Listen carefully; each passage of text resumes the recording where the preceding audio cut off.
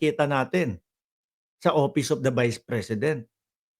Baka dumami po yung Mary Grace Piatos, 'no? Kunyari isang halal ng bayan, oh, may confidential funds. Tapos wala namang kunyari hindi naman nagamit. "Boss, paano 'to? May pondo pa tayo. Ano gagawin natin dito?"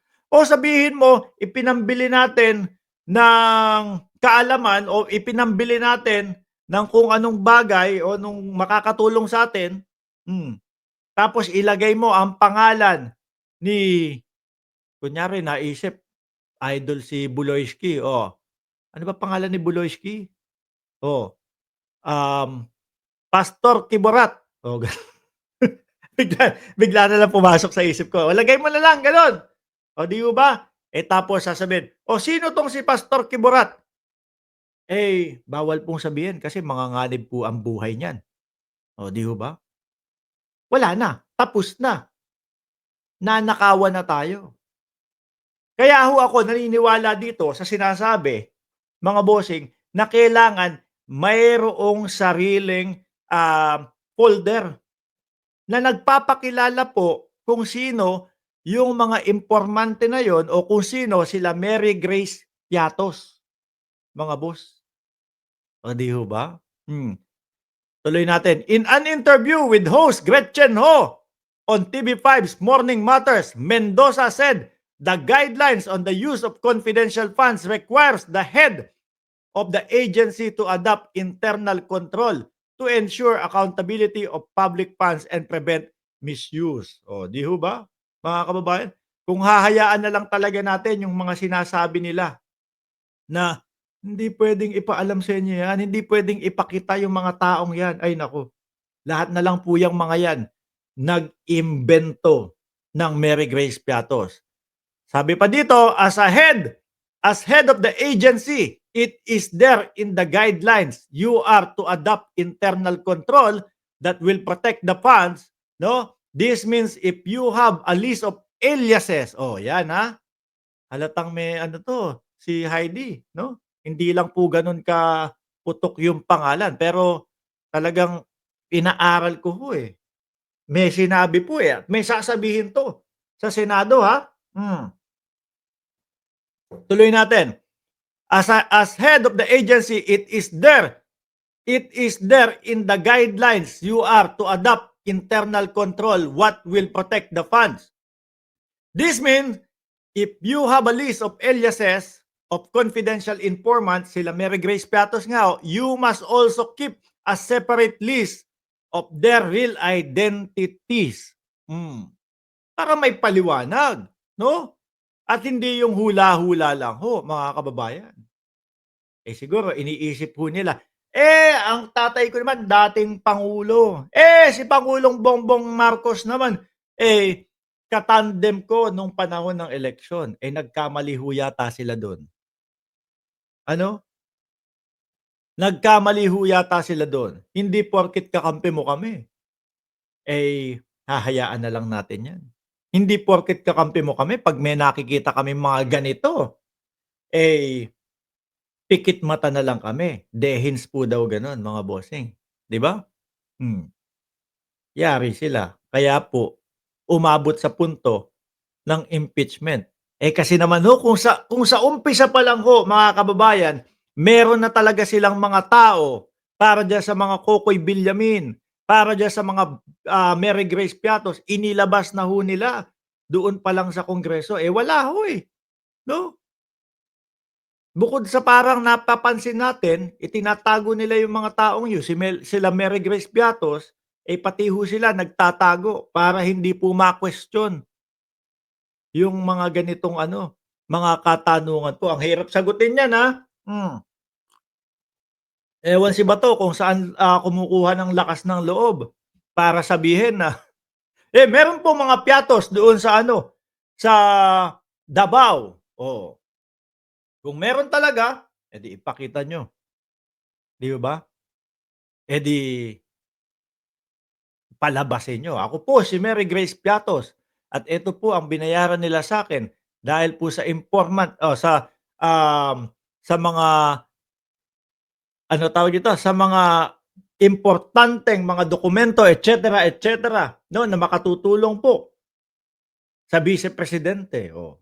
Kung may mailalabas ho sila. Paano ho mga kababayan kung wala, eh, yari na.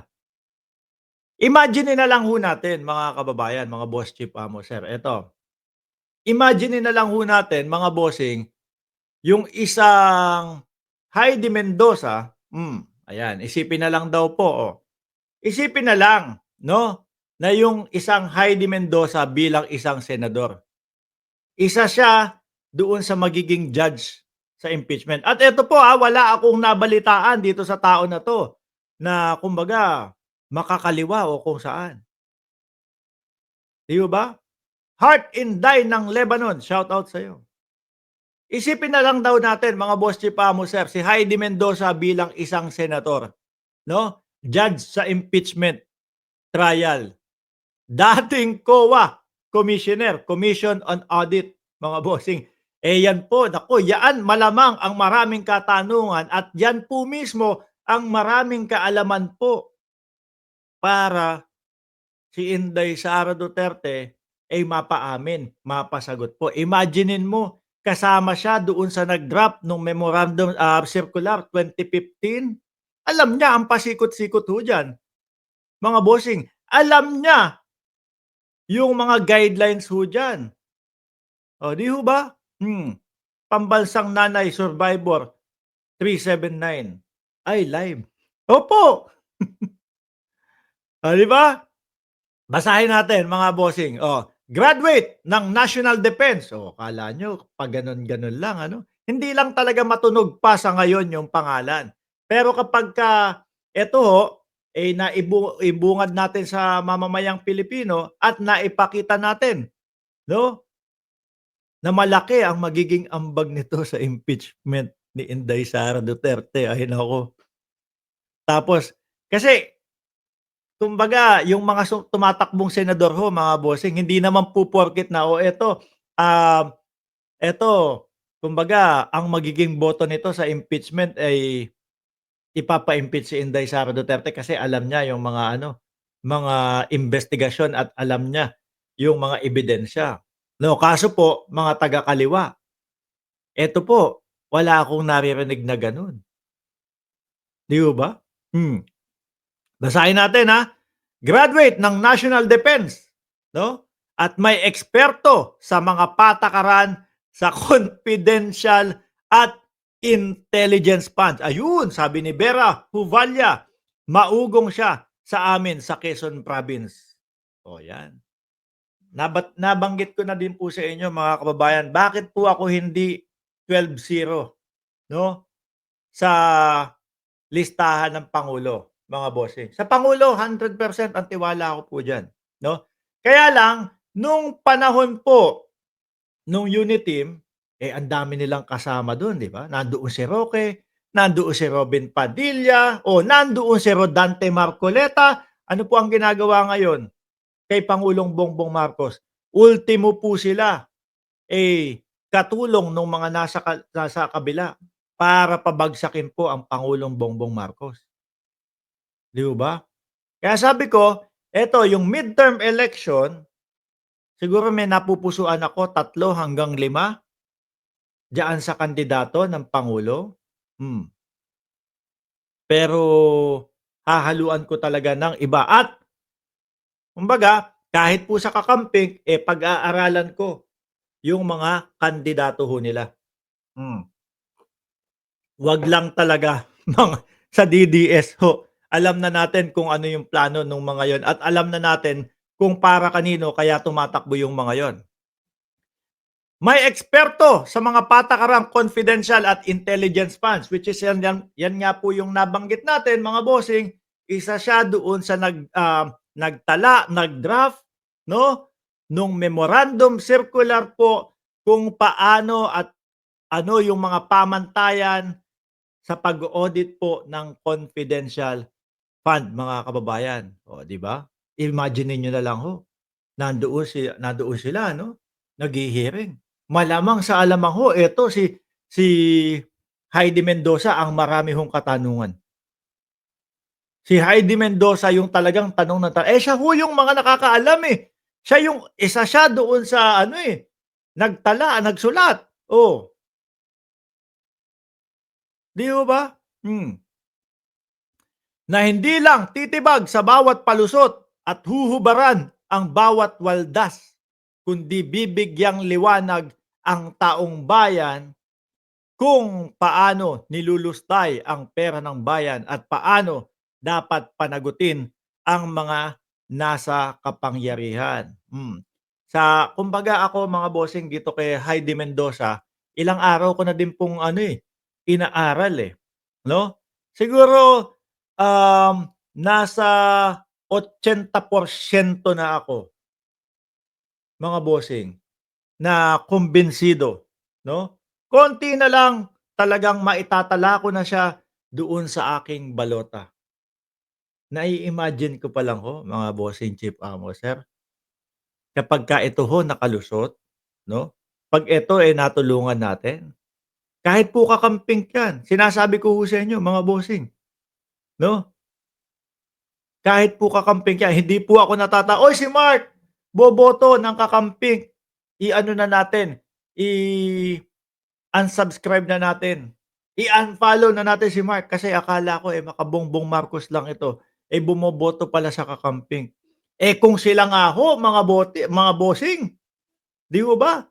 Oh, simula nung 2022 baragan na tayo, bardagulan na tayo with kakamping. Pero ho, nung nakita nila ang ating pangulo kung paano, mamuno, eh, sumaludo sila, nirespeto nila.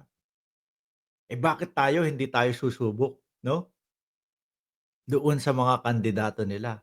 At kagaya na lang po, example niyo na lang po sila Senator Risa Ontiveros, mga kababayan. 'Pag kinumpara mo naman yung Risa Ontiveros versus Bato de la Rosa, 'di ba? 'Pag kinumpara mo naman yung Risa Ontiveros versus dun sa kila Bongo, eh, lalo na Robin Padilla, 'di ho ba? Si Trillanes na lang din, oh, mga kababayan. Nagiging sigaw ng sambayanang Pilipino, bakit mayor yung tinakbo mo? Eh, puwedeng-puwede kang tumakbo ng senador ulit, ano? Panahon na namamayagpag po at nakatindig ang dating Pangulong Duterte doon sa napakakapangyarihan niyang posisyon bilang presidente. Hindi po umatras yan si Trillanes. Dati po, nung panahon na yun mga bossing, ay naku, halos karamihan sa'tin bumibira kay Trillanes. Halos ang sinisigaw na natin, "May trililing 'to, eh, si Trililing may tililing 'yan." Pero ngayon, 9 na taon makalipas, mga bossing, ano ang nangyari? Mas pinapaniwalaan at mas may bigat yung mga pinakawalang impormasyon ni dating Senador Trillanes kaysa kay dating Pangulong Duterte. Yung pagpirma na nga lang ho ng waiver halatang-halata na po sila, eh. Talagang iniiwasan, eh, ano? Si dating senador naman, tuloy-tuloy lang ho. Oh, o hindi natitinag, pirmahan mo na yung waiver hanggang sa nakita natin napikon ang ating dating pangulo. 'Di ba pambansang nanay at Ma'am Brenda Barton, sabi ni Noli Taal, "Palitan na mga pro-China." Hmm, eto ho mga bossing ang nakikita ko ang laki ng magiging, tulong nito. Kung pag-uusapan lang po natin yung hearing po doon sa impeachment ng ating Vice Presidente, siya alam niya yung paikot-ikot at pasikot-sikot niyan, mga boss. Oh, 'di ho ba? Oh, tingnan natin, ano po, pero sabi ko nga sa inyo, siguro nasa 80% na ako, 'no, na makakasama siya doon sa aking balota. Sa ano po 'yan, kumbaga kalat po yung magiging boto ko, mga boss. Kalat po yung magiging boto ko, mga kababayan.